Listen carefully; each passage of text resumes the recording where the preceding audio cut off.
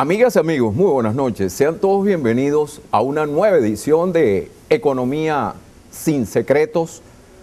Desde hace 11 años se ha producido en Venezuela un proceso de cambio en la Fuerza Armada. De institución profesional pasó a convertirse en una especie de componente armado al servicio de un proyecto político. Para hablar de este tema, nos acompaña en la noche de hoy la doctora Rocío San Miguel, abogada, directora de la Asociación Civil Control Ciudadano, ¿así es? Efectivamente. A quien le damos la más cordial bienvenida. Muchísimas Doctora, gracias. A ti por haber aceptado nuestra invitación. Una enorme alegría estar en Maracaibo, compartir este espacio contigo. Ha sido una jornada bastante exigente, hemos cumplido una serie de actividades muy gratificantes. Y cierra su agenda con este programa. Es un honor para nosotros tenerla en el programa. Para mí, permitirme llegar a quienes te ven. Doctora, ¿qué cambios se han dado en las Fuerzas Armadas en los últimos 11 años? Ha habido muchos cambios. Hay un dibujo actual de esa institución Fuerza Armada Nacional que en nada se parece a lo que aparece o lo que está escrito en la Constitución. Hay un dibujo que expresa una historia de unos 11 años que quedaron plasmados en una concepción constituyente y que caminó en lo que hemos nosotros edificado como 4 etapas sustantivas de transformación. En primer lugar, en 1999, lo que fue la militarización de la sociedad en lo que recordamos fue el Plan Bolívar 2000, cuando los militares comenzaron a cooptar espacios de la administración pública, se convirtieron en el brazo ejecutor de una oferta electoral, que era transformar entre pueblo y sociedad la realidad del país. Eso ocurrió básicamente entre 1999 y el año 2002, en el año 2002, con los sucesos del 11 de abril, algunos lo llaman sucesos, otro golpe, vamos a dejarlo para el balance de la historia, comienza una etapa muy particular, que es la de la politización abierta y clara de la Fuerza Armada Nacional. ¿Esos sucesos le han permitido al presidente depurar la Fuerza Armada? Ha hecho importantes depuraciones, incluso hay personas que hablan de racia. Hay 2 eventos importantes, los propios eventos del 2002, el pronunciamiento de Plaza Altamira el 21 de octubre del año 2002 genera una ruptura, una fractura, hay una salida importante de oficiales. Paulatinamente comienzan a apartarse de cargos a quienes son vistos como institucionales, es decir, se les manda a su casa, no empantuflados porque no se les tiene como oficiales retirados, pero sí apartados de cargo, y esa es una modalidad de depuración que no significa necesariamente que se les dé de baja, pero ya muy lamentablemente, escasamente el 13 de abril, por ejemplo, de este año, ocurrió por primera vez en la historia de estos últimos 11 años, la puesta en marcha de un decreto, además que no tenía precedentes, el de la aplicación de un concepto, el del tiempo máximo en el grado. Es decir, aquellos oficiales que no ascendían durante 2 años pasaban a retiro. Esta norma se aplicó el 13 de abril de este año, pasaron a retiro más de 193 oficiales. Y lo curioso es que si se aplica la norma en estricto derecho, aproximadamente unos 1.200 a 3.000 oficiales pudiesen entonces ser pasados a retiro por tiempo máximo de permanencia en el grado. Ahora, estos cambios que se han dado en las Fuerzas Armadas en los últimos 11 años, ¿lo ha hecho el presidente de manera deliberada para garantizarse su permanencia en el poder? Sí, estamos asistiendo. La Fuerza Armada es un reflejo de lo que viene ocurriendo en la sociedad. Un país profundamente desinstitucionalizado, donde no operan los mecanismos de independencia de los poderes públicos. Una Fuerza Armada que se concibe que solamente puede ser conducida por el presidente de la República, nada más ajeno a la realidad. La Fuerza Armada, y debemos recordarlo a quienes nos ven, quienes nos escuchan, la Fuerza Armada es una institución de todo el Estado. La Fuerza Armada es una institución sobre la cual se tiene que ejercer control democrático y muy lamentablemente esta historia de 11 años nos conduce a menores o ya inexistentes mecanismos de control democrático. Vienen los sucesos del 2005, cuando se activa la etapa de desprofesionalización en la Fuerza Armada Nacional, mecanismo por el cual irrumpe el decreto de la Milicia Nacional Bolivariana, que luego se convierte en ley en el año 2008 y se profundiza en el 2009, a pesar, debo recordar, del referéndum que no aprobó las propuestas, entre ellas de la Fuerza Armada Nacional, que nos hablaba del cambio de nombre que se está utilizando, Fuerza Armada Nacional Bolivariana, que nos hablaba de las REDIs, las Regiones de Defensa Integral, que fueron aprobadas por la ley, que nos hablaba inclusive del quinto componente de la Fuerza Armada, la Milicia Nacional Bolivariana. Esa fue la etapa de la desprofesionalización. A mí no me cabe la menor duda que con la última reforma importante, que fue la del 2009, ha entrado la Fuerza Armada Nacional en una etapa que llamo, es muy dura, de destrucción, pero en definitiva significa el no cumplir el paradigma que aparece dibujado en la Constitución. La Fuerza Armada se enrumba hacia algo que estará probablemente en la mente del presidente, pero que no se ajusta ya en este momento a las características de anclaje constitucional que están previstas en los artículos 322 a 332, un título noveno que habla de la seguridad de la nación que no tenía precedentes en la historia constitucional de Venezuela. Usted habló de destrucción. La palabra destrucción es una idea política de los comunistas. La idea del presidente Chávez es precisamente destruir a las Fuerzas Armadas.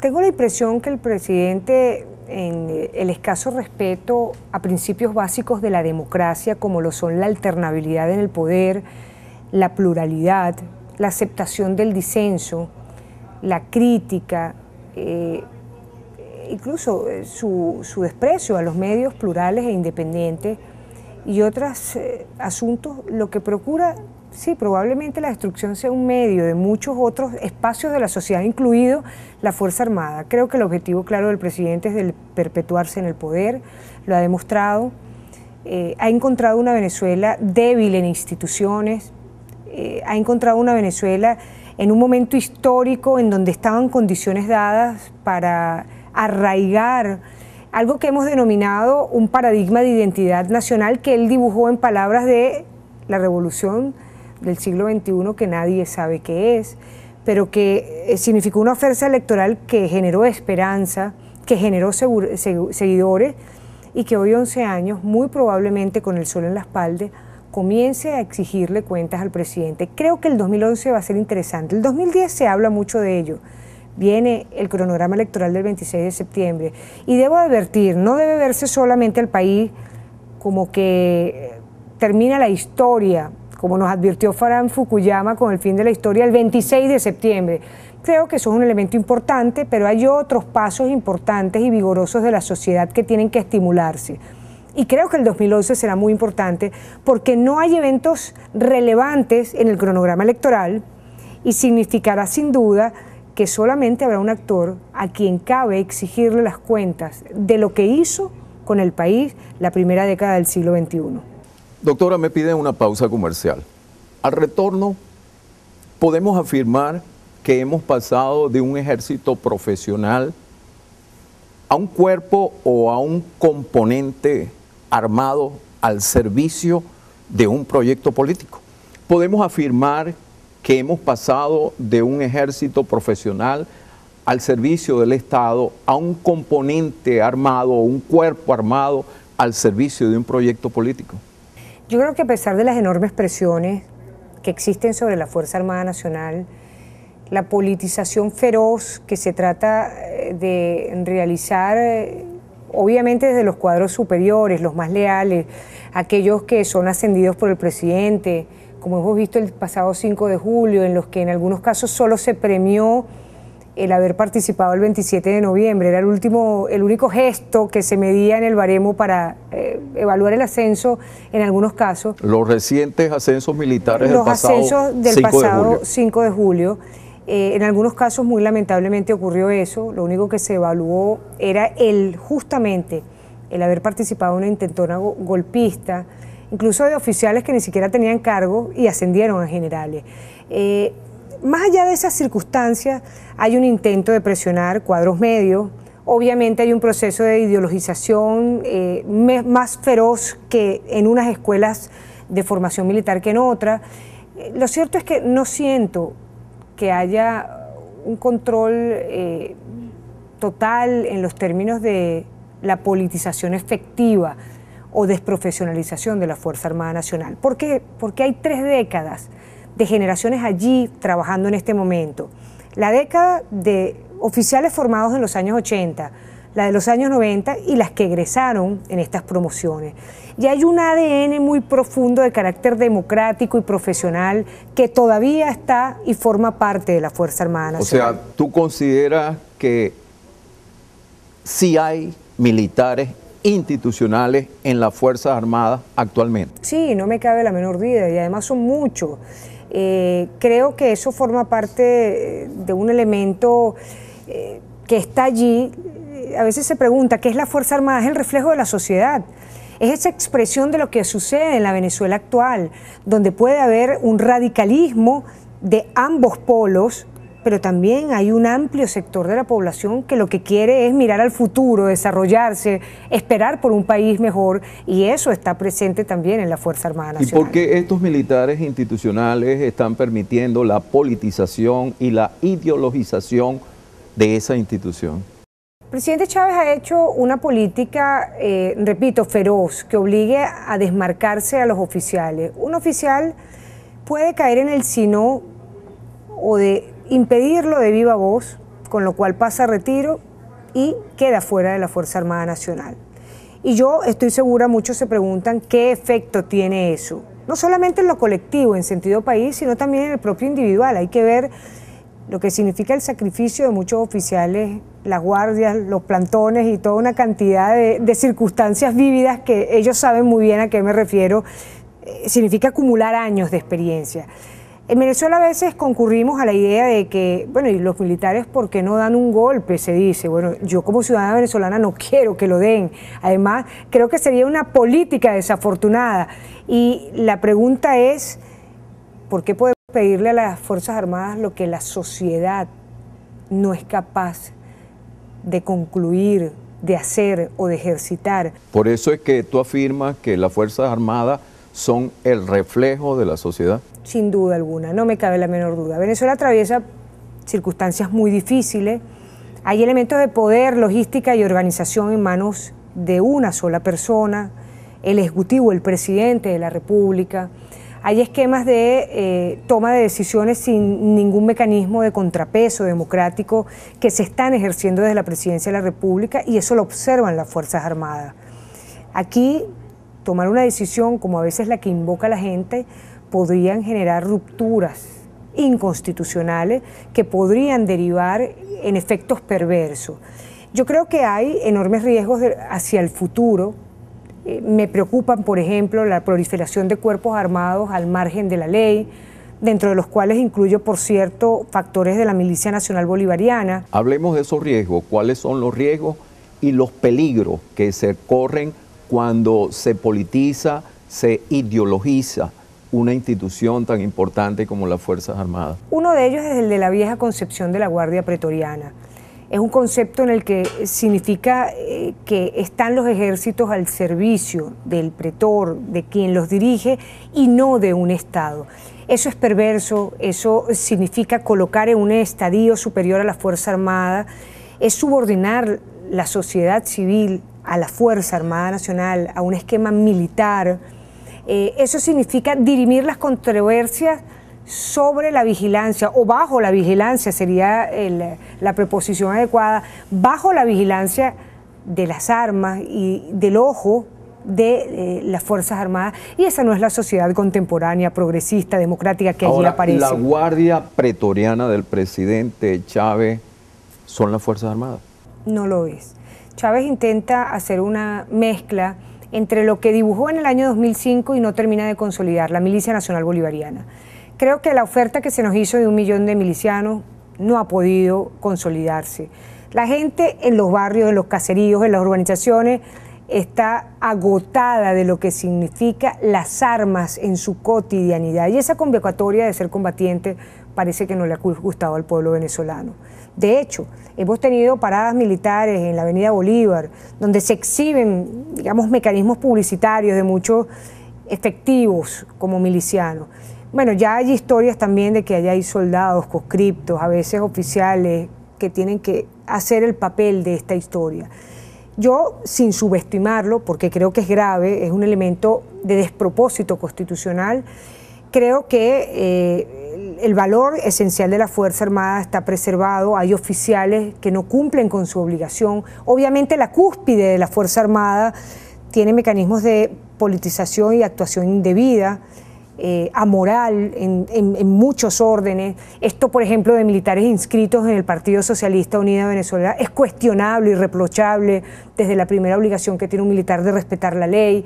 Esta aparente y ya casi conclusiva circunstancia de militares activos formando parte de las mesas electorales como principales y suplentes, bueno, digamos, desdibuja, pero hay un pseudo liderazgo en esta Fuerza Armada Nacional que por no cumplir los principios, pues simplemente va a ser abandonado, comienza a ser mirado con, yo diría, con preocupación, por no articular la palabra desprecio, por los subalternos. Nuevamente me voy a la pausa. Al retorno le vas a explicar a los televidentes las diferencias que existen entre las Fuerzas Armadas que heredó Chávez en 1999 y las Fuerzas Armadas del presente. Cumplimos con nuestra segunda pausa comercial. Al retorno seguiremos conversando con la doctora Rocío San Miguel, quien es la coordinadora de la Asociación Civil Control Ciudadano. Cuando las exigencias del mercado cambian, A2 Software le ofrece soluciones administrativas que se ajustan a ellas. Herramientas fáciles de implementar en los sistemas administrativos y contables, sobre todo para la pequeña y mediana empresa, 100% adaptadas a las exigencias del CENIAT y a la nueva política monetaria. A2 Software, su herramienta de control empresarial. Visite nuestra página www.a2.com.be.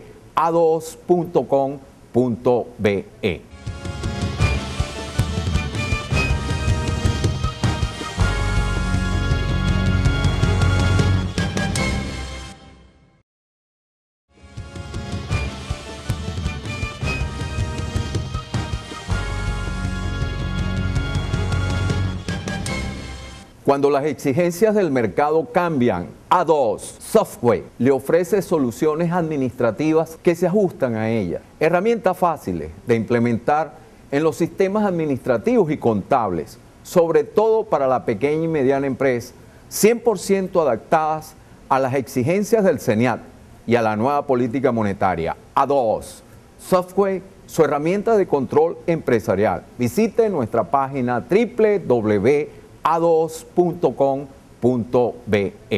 Seguimos nuestra conversación con la doctora Rocío San Miguel, coordinadora de la Asociación Civil Control Ciudadano. Rocío, las diferencias que existen entre las Fuerzas Armadas que heredó el presidente Chávez en 1999 y las Fuerzas Armadas del presente. Yo creo que hay una crítica permanente desde el gobierno en relación a lo que fue la Fuerza Armada de la Cuarta República.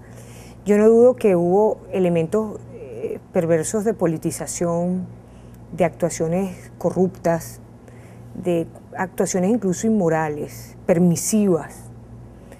Creo que todo eso ocurrió en el marco de los años precedentes al gobierno de Chávez, pero sin duda alguna creo que la característica es que han sido amplificados en esta década de gobierno del presidente Chávez. Antes existió un esquema perverso de premios y de ascensos donde la política estaba presente, en algunos casos justos, designaciones como todavía las hay, de ascensos merecidos, pero sin duda los efectos de corrupción, los efectos de personalismo, politización han sido amplificados en la época del presidente Chávez. Los ascensos militares ahora se hacen a dedo. hay un cambio sustantivo. Antes intervenía, algunos dicen de manera simplemente oficiosa, el Congreso, llamado Congreso de la República. Hoy, como todos ustedes saben, el presidente tiene plenos poderes para tomar la decisión sobre los ascensos, que nos gustaría que existiera un mecanismo de control democrático. El presidente se sienta, yo creo, incluso a ver los ascensos de los niveles subalternos. Y hay que ver, pues, cuando una Fuerza Armada llega a esto, no evalúa los baremos, no establece criterios mínimos de profesionalidad, comienzan las deserciones, comienzan los abandonos, las solicitudes de baja, y hay un costo para la República que no se está cuantificando. El número de bajas que se han producido en la Fuerza Armada Nacional, que ha generado una política personalista de conducción.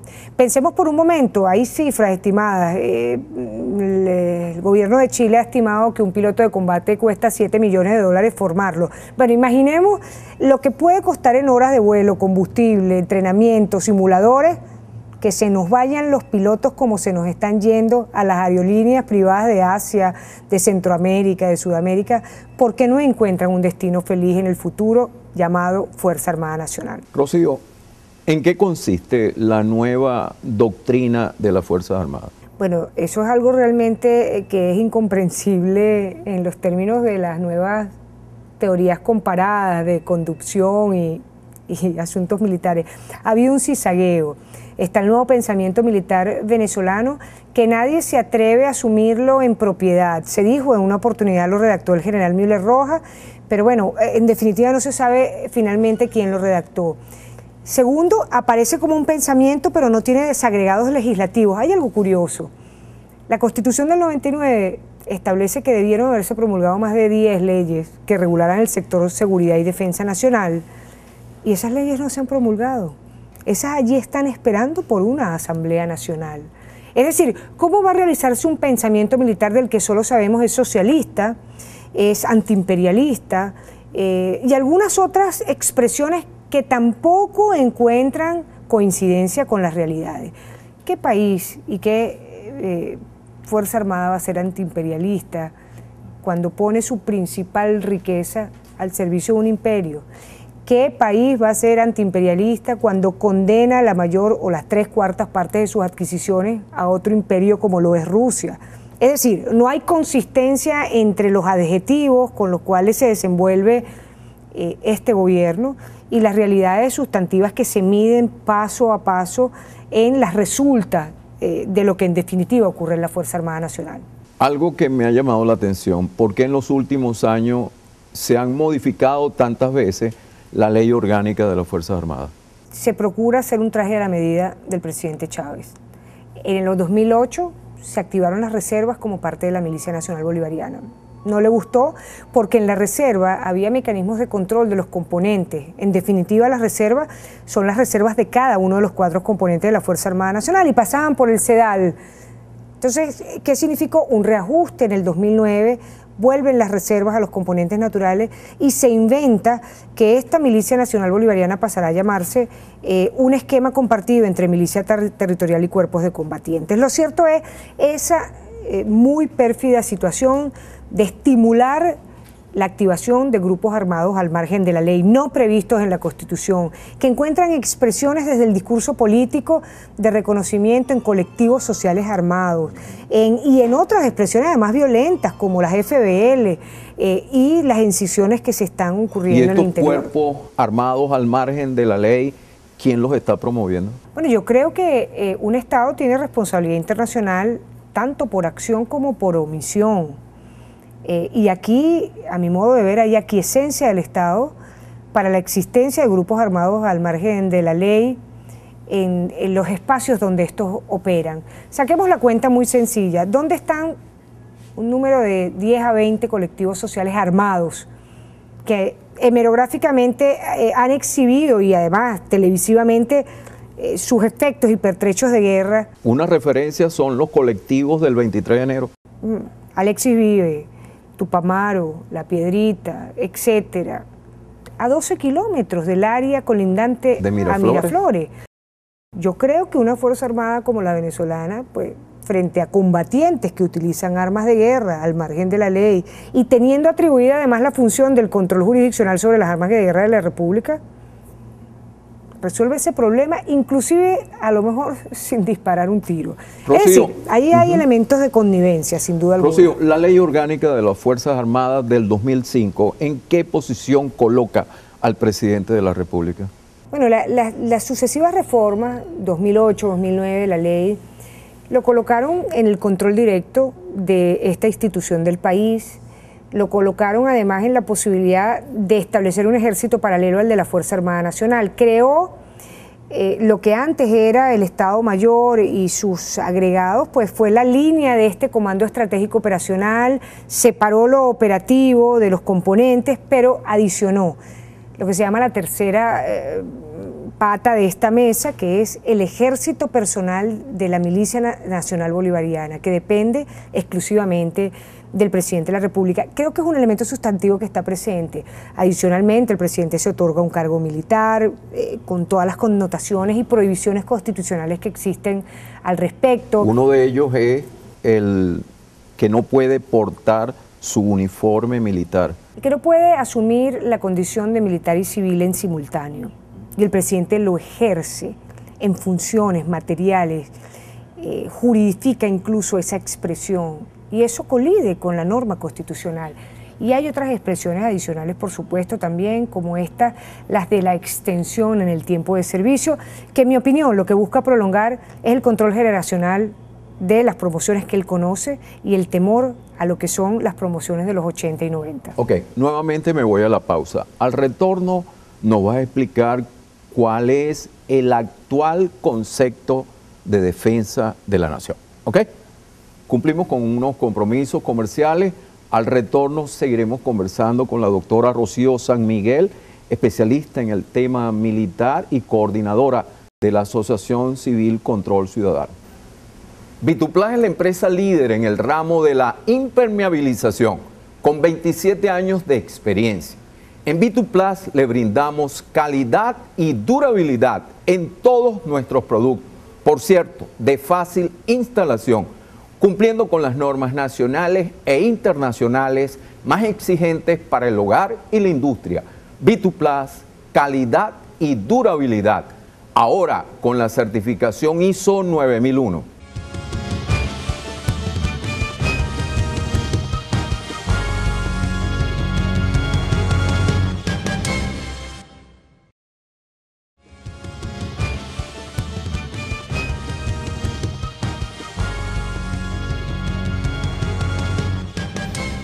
Vituplas es la empresa líder en el ramo de la impermeabilización, con 27 años de experiencia.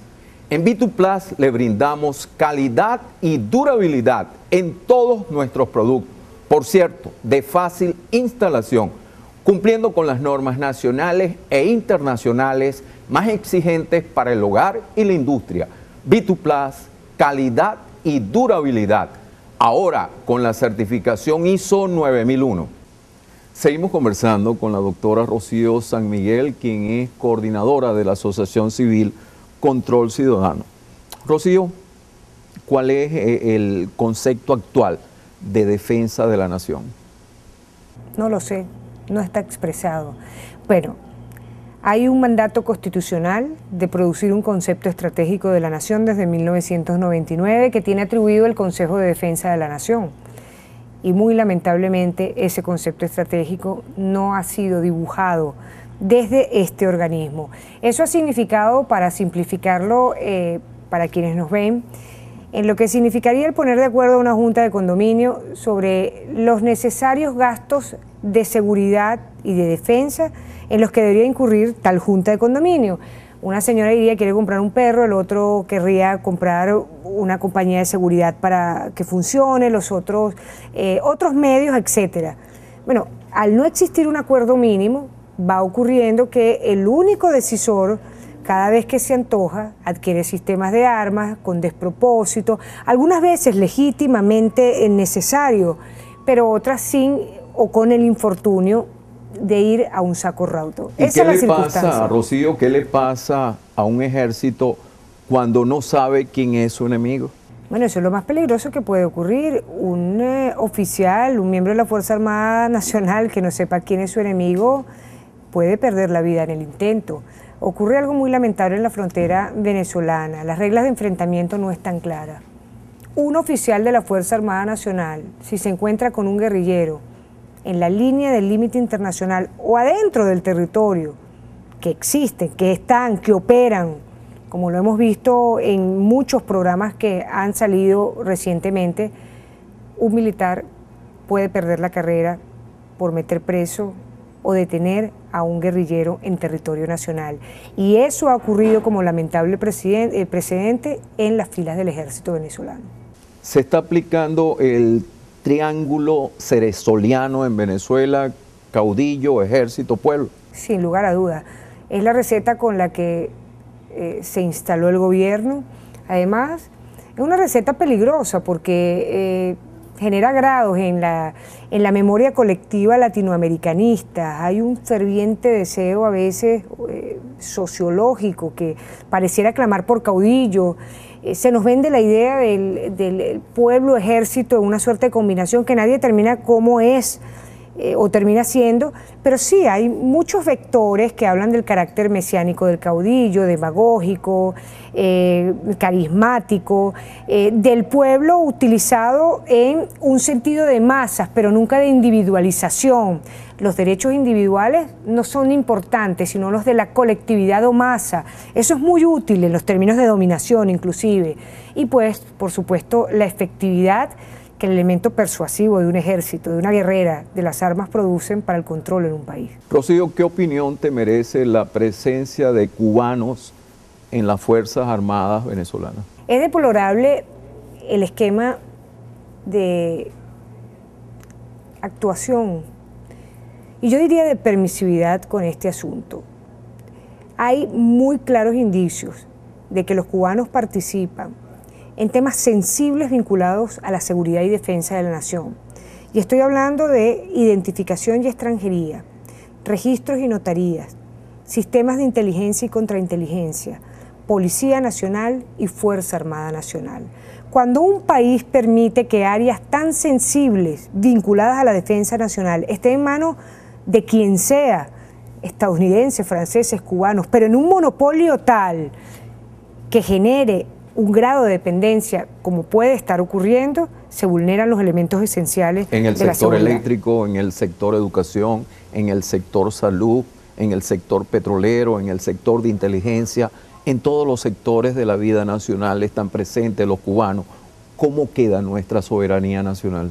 Bueno, yo no he titubeado en señalar que aquí podría estarse configurando el delito de traición a la patria cuando se entregan intereses vitales de la República a intereses extranjeros. Esta de las bondades, los estados y los países en el concierto internacional tienen intereses. Esto de las bondades y las solidaridades... No hay amigos entre países, solo intereses. Bueno, hay históricamente amistades y yo no declino digamos, las afinidades que pueda tener el pueblo cubano al pueblo venezolano, pero hay una conducción en el gobierno de Cuba que no es la más propicia en términos de estándares democráticos y estándares de respeto a los derechos humanos.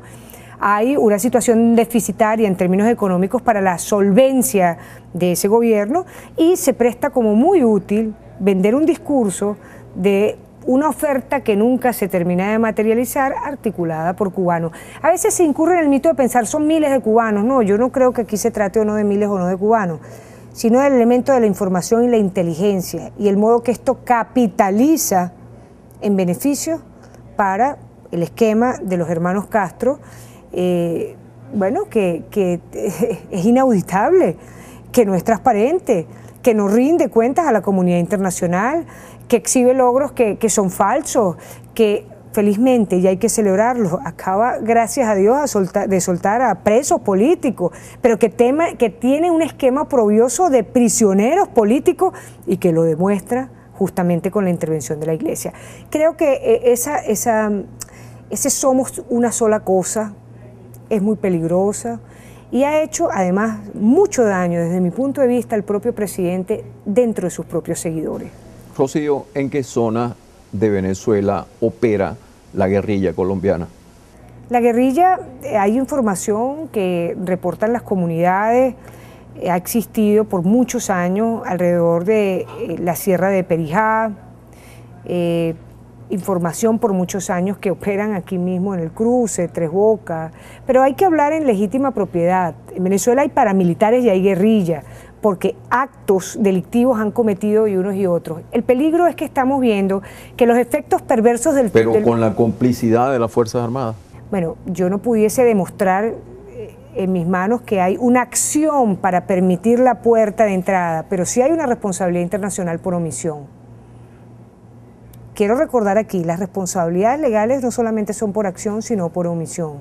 Y de un modo simplificado, ¿qué genera una madre que no dé alimento a su hijo? La muerte de este hijo. Hay responsabilidades frente a la ley por omisión.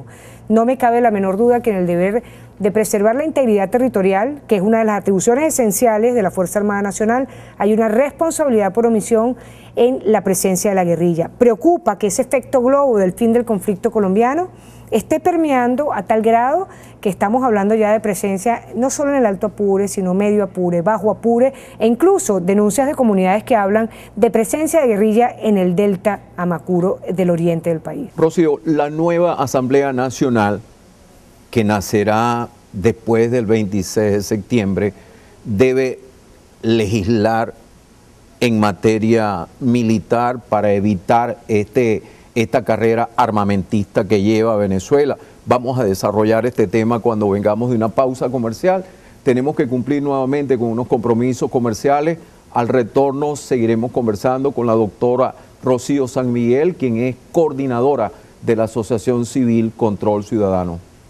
Platinum Club le ofrece a todos sus afiliados y a sus distinguidos invitados el Plan Vacacional 2010. Dale a tus hijos las vacaciones que se merecen en el sitio más exclusivo y seguro de la ciudad, lleno de recreación, entretenimiento y sana diversión. Reserva ya, los números aparecen en pantalla. Los esperamos en la avenida Guajira, muy cerca del Sambil, al lado del Core 3. Platinum Club, la llave de la exclusividad.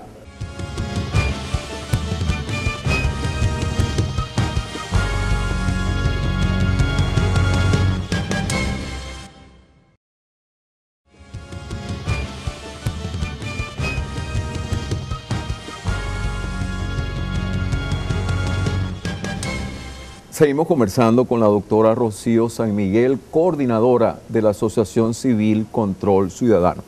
De cara a las elecciones parlamentarias, la nueva Asamblea Nacional, que nacerá después del 26 de septiembre, debe legislar en materia militar, debe legislar también para evitar esta carrera armamentista que lleva Venezuela. ¿Qué leyes necesita el país en esa materia? Sí, yo creo que el tema de la carrera armamentista se ha mitificado. Venezuela necesitaba renovar sus sistemas de armas. A veces desde las ONGs no decimos cosas que agradan a los polos en la contienda, pero había un sistema de armas en los 4 componentes que ameritaban un esquema de apuntalamiento, de renovación, de modernización. Eso ha ocurrido probablemente no con los mejores vendedores que existen en el mercado, y no creo en definitiva que ese sea un elemento puntual de la Asamblea, porque ya hay compras que van a terminar llegando a la vuelta de 2 años y que ya son inexorables porque se han iniciado los términos de ejecución. Además, siempre suelo señalar que probablemente el presidente Chávez esté haciendo las compras para el próximo presidente de Venezuela. Es una manera un poco jocosa de señalar lo que significan los lapsos en las entregas de estas grandes e importantes adquisiciones y sumas presupuestarias que se invierten en una planificación de adquisiciones. Creo que el deber central de una asamblea plural que surja del 26 de septiembre está más en la labor de control democrático sobre la Fuerza Armada Nacional y sobre el sector defensa que hasta en la propia proliferación legislativa. En un compendio de años por venir en el que pueda ejercitar el elemento de control democrático, qué bueno sería que metieran la lupa a la memoria y cuenta de la Fuerza Armada Nacional y del Ministerio de la Defensa, qué bueno sería, por ejemplo, que establecieran el mecanismo de auditabilidad sobre las armas legales de la República, que además corresponde en estricto elemento constitucional a la Fuerza Armada Nacional. ¿Es cierto que el 75% del presupuesto de las Fuerzas Armadas se destina a gastos de personal? Sí, además esto es una impronta que persigue endemoniadamente a todas las Fuerzas Armadas latinoamericanas. Yo diría incluso que ese presupuesto está condenado en un mayor índice porcentual. Probablemente estamos hablando ya del 85-90% del presupuesto ordinario en gastos de personal, seguridad social, etcétera. Es decir, las grandes inversiones del futuro, de la tecnología militar, de la profesionalización, se están haciendo con los ingresos petroleros, el gasto extraordinario. Eso, digamos, relativizarlo entre bueno o malo no es el punto, es qué queremos de cara al futuro, consensuarlo como país, hacer un concepto estratégico nacional y dibujarlo a 20 años. Eso sería el control democrático que debe ejercer, sin lugar a duda, una Asamblea Nacional. Y creo, sin lugar a dudas, ejercer el control sobre el perverso esquema de politización. Creo que de surgir una asamblea plural que pueda tener el poder de ejercer control democrático, esa tiene que ser una de sus principales labores. Rocío, el próximo 8 de agosto asume la presidencia de Colombia Juan Manuel Santos. ¿Cómo vislumbras tú las relaciones entre Bogotá y Caracas? Bueno, a ver, este asunto de Colombia y Venezuela ha sido muy complicado en los últimos años, infructuoso para ambos países. Creo que han perdido Uribe y Chávez en esta década y antes quien le precedió Pastrana. Los resultados al final de cuentas a nadie benefician y creo que en sentido de futuro debería evitarse esa ecuación. Ojalá haya grandeza de parte y parte. Creo que Venezuela tiene que vigilar, y hablo de Venezuela no del presidente, el Estado venezolano debe vigilar sus intereses estratégicos. Y además estamos frente a un presidente Santos que fue ministro de la Defensa, comprende la naturaleza y alcance de las amenazas que en términos internacionales pueden surgir de dos países que compiten por un espacio político. Ojalá que resulte lo mejor de esta combinación, ojalá el Estado venezolano tenga la grandeza de sacarle rédito a esto y que en definitiva no claudiquemos en la articulación colombiana con toda la información que comienza a capitalizar, no de las computadoras, sino de las detenciones que cada vez más se van produciendo en los ámbitos de la guerrilla y la información que esto genera y el modo en que pudiese ser articulado esto desde el gobierno colombiano para obtener pues fines no santos. Hay que tener cuidado con esas instrumentaciones. Particularmente tú eres optimista que de estas dificultades vamos a salir. Yo siempre soy optimista, irremediablemente optimista, pero parto también de un realismo muy crudo. Los tiempos que vienen para Venezuela son muy duros. Eso no significa ser pesimista. Eso significa lo que nos enseñaron nuestros mayores. Prepárate para lo peor, para que suceda lo mejor. Esto significa que aquel que vende una historia de felicidad, de fin de mundo, después del 26 de septiembre, está mintiendo. Aquí hace falta el compromiso de cada uno de los sectores de la sociedad. Algo que he denominado es coraje, que es compatibilizar principios con acciones individuales, dejar de criticar, de señalar, de mirar la paja en el otro y no ver la propia, y preguntarnos cada uno qué estamos haciendo por transformar la realidad y el futuro de este país. A mí no me están esperando en ningún otro país. Este es mi país, esta es Venezuela. Hay un camino y un desafío generacional que abordar, de enormes dimensiones, que produzca el mayor bienestar a amplios sectores de la población que solamente dependen de un diezmo que es distribuido arbitrariamente desde la presidencia. En la cuarta bajo un esquema, en la quinta bajo la otra. Yo aspiro a un mejor país para Venezuela en el siglo XXI y que definitivamente entremos en ese siglo, porque esta década transitada no es el siglo XXI y no me cabe la menor duda. La primera década del siglo XXI ha sido una década perdida. Sin duda. Para Venezuela, además ha sido una etapa dolorosa, que ha significado la inserción de valores que no existían en el talante del venezolano, ha separado familias, ha significado incluso la posibilidad de humillar a trabajadores por el derecho a disentir, el derecho a ejercer la protesta, el derecho a tener una expresión política. Eso no debe admitirse en la Venezuela del futuro. Ya estamos finalizando. ¿Cuál es el desafío histórico que tenemos como nación? Pensar el futuro, trabajar por el futuro, pensar en los cómo, no venir a dar ofertas de pareceres y opiniones, que cada uno de los sectores de la sociedad, y no solamente el político, el empresarial, el de los medios, el de los colegios profesionales, piensen en el cómo, el desafío que tenemos por delante para hacer más democracia, otorgar mayor bienestar, fortalecer las instituciones y, sin lugar a duda, atacar el principal problema que abraza a todos los venezolanos sin distingo de posición social, que a lo mejor impide que estemos vivos la semana que viene, que es el problema de la inseguridad en Venezuela. Creo que eso es un plan de acción mínimo de 4 puntos que cualquier político tiene que abordar. Satisfecho. Gracias. Muchísimas gracias, Rocío, por haber aceptado nuestra invitación.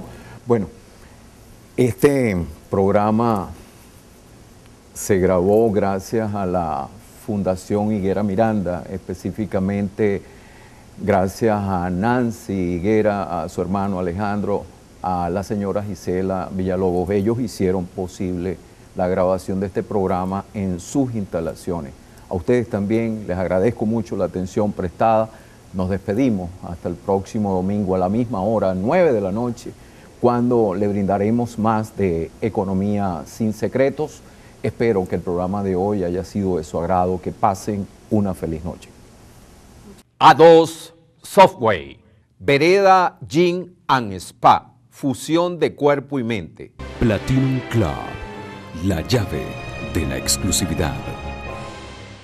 Vituplas, calidad y durabilidad.